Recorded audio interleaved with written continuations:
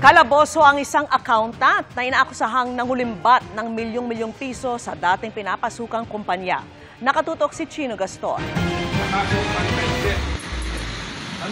Hindi na pumalag ang accountant na si Joshua Iroy ng silbihan ng arrest warrant sa Carmen, Bohol. Taong 2020 pa raw siyang tinutugis matapos ireklamo ng qualified theft ng dating kumpanya dahil sa nakuha umano nitong mahigit kumulang 9 milyong piso sa kumpanya. Natuntun siya ng Quezon City Police District sa tulong ng CIDG Bohol. Almost 10 years yatang nagtatrabaho to sa kumpanya. Ngayon, nung nalaman na niya yung mga sistema, yung mga transaksyon, yung perang dapat sa kumpanya ay hindi pala naihulog sa bangko. Ayaw nang magkomento ng sospek tungkol sa kinakaharap na kaso. No comment na ako kasi nagsalita na ako kanina.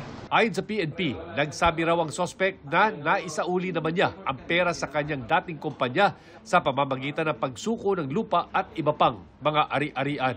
Para sa GMA Integrated News, Chino Gaston, nakatutok, 24 oras.